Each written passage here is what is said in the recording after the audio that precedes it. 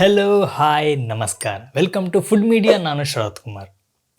ಸ್ನೇಹಿತರೆ, ಬೀಟ್ರೂಟ್ ತಿನ್ನೋದ್ರಿಂದ ನಮ್ಮ ದೇಹಕ್ಕೆ ತುಂಬಾ ಅನುಕೂಲಗಳಿದೆ. ಈ ವಿಷಯ ನಿಮಗೆ ಆಲ್ರೆಡಿ ಗೊತ್ತಾಗಿದೆ. ಯಾಕಂತಂದರೆ ನಾನು ಇದ್ರ ಬಗ್ಗೆ ಒಂದು ಡೆಡಿಕೇಟೆಡ್ ಆಗಿ ಒಂದು ವಿಡಿಯೋ ಮಾಡಿ ಹಾಕಿದ್ದೆ. ಆ ವಿಡಿಯೋ ನೀವು ನೋಡಿದ್ದೀರಿ, ತುಂಬ ಜನ ಇಷ್ಟಪಟ್ಟಿದ್ದೀರಿ. ಹಾಗೆ ತುಂಬ ಜನ ನನಗೆ ಕಮೆಂಟ್ ಸಹ ಮಾಡಿದ್ರಿ. ಏನಂತಂದರೆ ಇದರಿಂದ ಏನಾದರೂ ಸೈಡ್ ಎಫೆಕ್ಟ್ಗಳು ಇದೆಯಾ ಅಂತ. ಸ್ನೇಹಿತರೆ, ಖಂಡಿತವಾಗ್ಲೂ ಬೀಟ್ರೂಟ್ ಜ್ಯೂಸ್ ಅಥವಾ ಬೀಟ್ರೂಟ್ನ ಅತಿ ಹೆಚ್ಚಾಗಿ ಸೇವನೆ ಮಾಡೋದ್ರಿಂದ ದುಷ್ಪರಿಣಾಮಗಳು ಇದ್ದೇ ಇದೆ. ಹಾಗಾದರೆ ಆ ದುಷ್ಪರಿಣಾಮಗಳೇನು?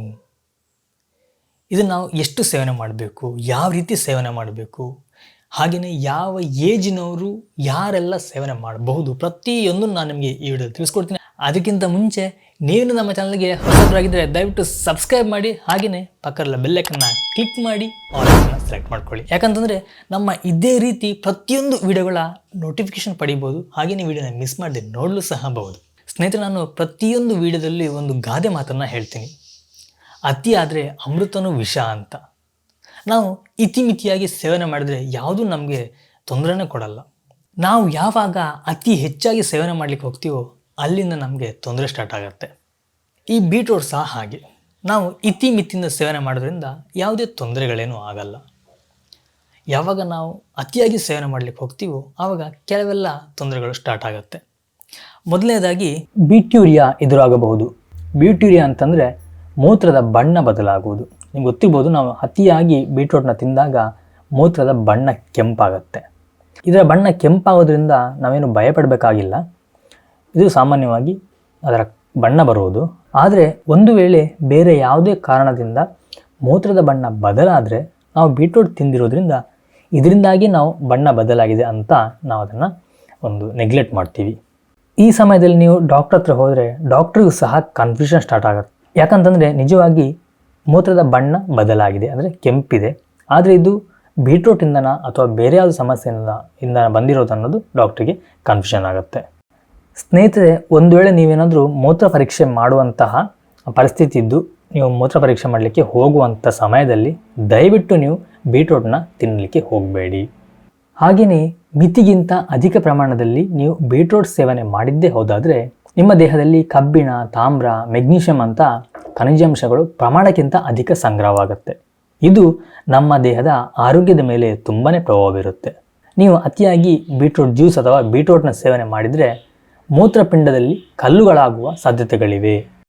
ಇದಕ್ಕೆ ಕಾರಣ ಬೀಟ್ರೂಟ್ನಲ್ಲಿರುವ ಆಕ್ಸಲೇಟ್ಗಳು. ನೀವು ಬೀಟ್ರೂಟ್ನ ಹೆಚ್ಚು ಸೇವನೆ ಮಾಡಿದರೆ ಅತಿ ಹೆಚ್ಚಿನ ಆಕ್ಸಲೇಟ್ಗಳು ಸಂಗ್ರಹವಾಗುತ್ತೆ.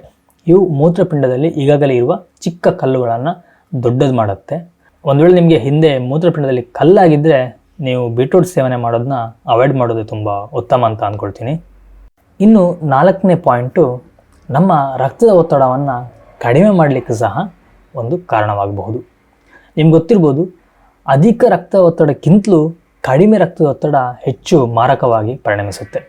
ಒಂದು ವೇಳೆ ನಿಮಗೆ ಈಗಾಗಲೇ ರಕ್ತದ ಒತ್ತಡ ತೊಂದರೆ ಇದ್ದು ಅದಕ್ಕೆ ನೀವು ಔಷಧಿಗಳನ್ನ ಸೇವನೆ ಮಾಡ್ತಾ ಇದ್ದೀರಿ ಅಂತಂದರೆ ನೀವು ಬೀಟ್ರೂಟ್ ಸೇವನೆಯನ್ನು ತುಂಬಾ ಕಡಿಮೆ ಮಾಡಿ. ಇಲ್ಲ, ನನಗೆ ಬೀಟ್ರೂಟ್ ತುಂಬ ಇಷ್ಟ, ನಾನು ಬೀಟ್ರೂಟ್ನ ತಿನ್ನಲೇಬೇಕು ಅಂತ ನೀವೇನಾದರೂ ಅಂದ್ಕೊಂಡಿದ್ರೆ ನೀವು ಬೀಟ್ರೂಟ್ನ ತಿನ್ನಬಹುದು. ಆದರೆ ನೀವು ಯಾರ ಹತ್ರ ಔಷಧಿನ ತಗೊಳ್ತಿದ್ದೀರೋ ಆ ವೈದ್ಯರನ್ನೊಮ್ಮೆ ನೀವು ಭೇಟಿಯಾಗಿ ಅವ್ರನ್ನ ಸಲಹೆ ಪಡೆಯಿರಿ. ಯಾಕಂತಂದರೆ ಅವರು ಮೆಡಿಸಿನ್ನ ಕೊಟ್ಟಿರೋದು ನಿಮ್ಮ ಆಹಾರ ಪದ್ಧತಿಯ ಮೇಲೆ. ನಿಮ್ಮ ಆಹಾರ ಪದ್ಧತಿಗೆ ತಕ್ಕ ಹಾಗೆ ಬೇರೆ ಮೆಡಿಸಿನ್ಗಳನ್ನ ಕೊಡಬಹುದು ಅಥವಾ ತಿನ್ನಬೇಡಿ ಅಂತ ನಿಮಗೆ ರೆಫರ್ ಮಾಡ್ಬೋದು. ನೀವು ವೈದ್ಯರನ್ನ ಸಂಪರ್ಕ ಮಾಡಿ. ಇನ್ನು 5ನೇದಾಗಿ, ಕೆಲವರಿಗೆ ಅಲರ್ಜಿ ಆಗುವಂತಹ ಸಮಸ್ಯೆ ಸಹ ಇದೆ. ಸ್ನೇಹಿತರೆ, ಇದನ್ನು ಕೇಳಿ ನಿಮಗೆ ಆಶ್ಚರ್ಯವಾಗ್ಬೋದು. ಹೌದು, 100ರಲ್ಲಿ ಒಬ್ಬರು ಅಥವಾ ಇಬ್ಬರಿಗೆ ಈ ಬೀಟ್ರೂಟ್ನ ಜ್ಯೂಸ್ ಕುಡಿಯೋದ್ರಿಂದ ಅಥವಾ ಬೀಟ್ರೂಟ್ನ ಸೇವನೆ ಮಾಡೋದ್ರಿಂದ ಚರ್ಮದ ಮೇಲೆ ದಡಿಕೆ ಅಥವಾ ತುರಿಸುವಂಥದ್ದು, ಇಲ್ಲಾಂತಂದರೆ ಕೆಂಪಾಗುವಂತಹ ಸಮಸ್ಯೆಗಳು ಸಹ ಬರುತ್ತೆ. 6ನೇದಾಗಿ, ಮಲದ ಬಣ್ಣದ ಬದಲಾವಣೆ ಸಹ ಮಾಡುತ್ತೆ. ನೀವೇನು ಬೆಳಗ್ಗೆ ಎದ್ದು ಹೊರಗೆ ಹೋಗ್ತಿರೋ ಆವಾಗ ಅದರ ಕಲರ್ ತುಂಬಾ ಚೇಂಜ್ ಇರುತ್ತೆ. ಇದು ಸರ್ವೇಸಾಮಾನ್ಯವಾಗಿ ಬರುವಂಥದ್ದು. ಇದರಿಂದ ಸಹ ನಮ್ಮ ದೇಹಕ್ಕೆ ಯಾವುದೇ ತೊಂದರೆ ಇಲ್ಲ. ಅಂದರೆ ಕೆಲವರು ಅದನ್ನು ನೋಡಿ ಗಾಬರಿ ಆಗುವಂತಹ ಸಾಧ್ಯತೆಗಳಿದೆ ಅಷ್ಟೇ. ಅತಿ ಹೆಚ್ಚಾಗಿ ಬೀಟ್ರೂಟ್ನ ಸೇವನೆಯು ಯಕೃತಿಗೆ ಹಾನಿ ಉಂಟು ಮಾಡಬಹುದು ಅಂತ ಕೆಲವು ಅಧ್ಯಯನಗಳು ಹೇಳುತ್ತೆ. ಇನ್ನೂ ಇದರ ಬಗ್ಗೆ ತುಂಬ ಅಧ್ಯಯನಗಳು ನಡೀತಾ ಇದೆ. ಹಾಗಾಗಿ ಇದನ್ನು ಆಗುತ್ತೆ ಅಂತಲೂ ಹೇಳಲಿಕ್ಕಾಗೋದಿಲ್ಲ. ಅಧ್ಯಯನಗಳ ಆಧಾರದ ಮೇಲೆ ಆಗಬಹುದು ಅಂತ ಹೇಳಬಹುದು. ಕೊನೆಯದಾಗಿ ಆಲ್ ಓವರ್ ಆಗಿ ನಾವು ನೋಡಲಿಕ್ಕೆ ಹೋದರೆ ಬೀಟ್ರೋಟು ಒಂದು ಅತ್ಯುತ್ತಮವಾದ ಆಹಾರ ಅಂತಲೇ ಹೇಳಬಹುದು. ಇದನ್ನು ನೀವು ಹಸಿಯಾಗಿ ತಿನ್ಬೋದು, ಇಲ್ಲ ಬೇಯಿಸಿ ತಿನ್ಬೋದು. ಇತ್ತೀಚಿನ ದಿನಗಳಲ್ಲಿ ಸಲಾಡ್ ರೂಪದಲ್ಲಿ ಸಹ ಸೇವನೆ ಮಾಡಲಾಗ್ತಿದೆ, ಅಥವಾ ನೀವು ಪಲ್ಯ ಮಾಡಿ ತಿನ್ಬೋದು. ಇದನ್ನು ನೀವು ಪ್ರತಿನಿತ್ಯನೂ ತಿನ್ಬೋದು, ಏನು ಸಮಸ್ಯೆ ಇಲ್ಲ. ಆದರೆ ಅತಿಯಾಗಿ ಬೇಡ ಅಂತ ಹೇಳೋದಷ್ಟೇ. ಇದು ನೀವು ಬೆಳಿಗ್ಗೆ, ಮಧ್ಯಾಹ್ನ, ಸಂಜೆ, ರಾತ್ರಿ ಯಾವುದೇ ಸಮಯದಲ್ಲಿ ಬೇಕಾದರೂ ನೀವು ಇದನ್ನು ತಿನ್ಬೋದು. ಇದಕ್ಕೆ ಇಂಥ ಸಮಯದಲ್ಲಿ ತಿನ್ನಬೇಕು, ಈ ರೀತಿಯೇ ತಿನ್ನಬೇಕು ಅಂತ ಏನಿಲ್ಲ, ಯಾವ ರೀತಿ ಬೇಕಾದ್ರೂ ನೀವು ತಿನ್ನಬಹುದು. ಸ್ನೇಹಿತರೆ, ನಾನು ಇಷ್ಟೆಲ್ಲ ಸೈಡ್ ಎಫೆಕ್ಟ್ಗಳನ್ನ ಹೇಳಿದೆ. ಇದು ಹೇಳಿರೋದು ಅತಿಯಾಗಿ ತಿನ್ನೋದ್ರಿಂದ ಆಗುವಂತಹ ದುಷ್ಪರಿಣಾಮಗಳು. ಕಡಿಮೆ ಪ್ರಮಾಣದಲ್ಲಿ ನೀವು ಅದನ್ನು ಸೇವನೆ ಮಾಡಿ, ತುಂಬಾ ಒಳ್ಳೆಯದು. ಈ ಬೀಟ್ರೂಟ್ ತಿನ್ನೋದ್ರಿಂದ ನಮ್ಮ ಆರೋಗ್ಯಕ್ಕೆ ಅತಿ ಹೆಚ್ಚಾಗಿ ಬೇರೆ ಬೇರೆ ಪೋಷಕಾಂಶಗಳು ನಮ್ಗೆ ಸಿಗ್ತಾ ಹೋಗುತ್ತೆ. ಇದರ ಪೋಷಕಾಂಶಗಳ ಬಗ್ಗೆ ಹಾಗೆಯೇ ಆರೋಗ್ಯ ಪ್ರಯೋಜನ ಬಗ್ಗೆ ಒಂದು ವಿಡಿಯೋ ಮಾಡಿ ಹಾಕಿದ್ದೀನಿ ಅಂತ ಆಗಲೇ ಹೇಳಿದೆ. ನಾನು ಆ ವಿಡಿಯೋದ ಲಿಂಕ್ನ ಡಿಸ್ಕ್ರಿಪ್ಷನ್ ಕೊಟ್ಟಿರ್ತೀನಿ. ಹಾಗೆ ಇಲ್ಲಿ ಐ ಬಟನ್ ಸಹ ಬರ್ತಾ ಉಂಟು. ಇದನ್ನು ಸಹ ನೀವು ಕ್ಲಿಕ್ ಮಾಡಿ ನೀವು ಆ ವಿಡಿಯೋನ ಸಹ ನೋಡಿ, ನಿಮಗೆ ತುಂಬಾ ಹೆಲ್ಪ್ ಆಗಬಹುದು. ಮತ್ತು ಇನ್ನೊಂದು ಗಮನದಲ್ಲಿರಲಿ, ಯಾರಿಗಾದರೂ ಮೂತ್ರಪಿಂಡದ ಸಮಸ್ಯೆ ಇದ್ದರೆ ಅಂಥವರು ಬೀಟ್ರೂಟ್ ತಿಂದೇ ಇರೋದೇ ಸ್ವಲ್ಪ ಒಳ್ಳೆಯದು ಅಂತಲೇ ಹೇಳ್ತೀನಿ. ಎನಿವೇ ಸ್ನೇಹಿತರೆ, ನೋಡಿದ್ರಲ್ಲ, ಇದಿಷ್ಟು ಬೀಟ್ರೂಟ್ ಜ್ಯೂಸ್ ಅಥವಾ ಬೀಟ್ರೂಟ್ ಸೇವನೆ ಮಾಡೋದ್ರಿಂದ ನಮ್ಮ ಆರೋಗ್ಯಕ್ಕೆ ಆಗುವಂಥ ಸೈಡ್ ಎಫೆಕ್ಟ್ಗಳು. ಈ ವಿಡಿಯೋ ನಿಮಗೆ ಇಷ್ಟ ಆಗಿದೆ ಅಂದ್ಕೊಳ್ತೀನಿ. ಇಷ್ಟ ಆಗಿದೆ ಲೈಕ್ ಕೊಡಿ, ಹಾಗೆ ಚಾನಲ್ಗೆ ಸಬ್ಸ್ಕ್ರೈಬ್ ಮಾಡ್ಕೊಳ್ಳಿ. ಕಮೆಂಟ್ ಮತ್ತು ಶೇರ್ ಮಾಡೋದನ್ನ ಮರಿಬೇಡಿ. ನಿಮ್ಮ ಒಂದು ಕಮೆಂಟು ಅಥವಾ ನಿಮ್ಮ ಒಂದು ಶೇರು ನನಗೆ ತುಂಬಾ ಹೆಲ್ಪ್ ಆಗುತ್ತೆ. ನಿಮ್ಮ ಒಂದೊಳ್ಳೆ ಕಮೆಂಟ್ ಹಾಗೆಯೇ ನಿಮ್ಮ ಶೇರು ಎಲ್ಲೋ ಒಂದು 10 ಜನಕ್ಕೆ ಉಪಯೋಗವಾಗಬಹುದು.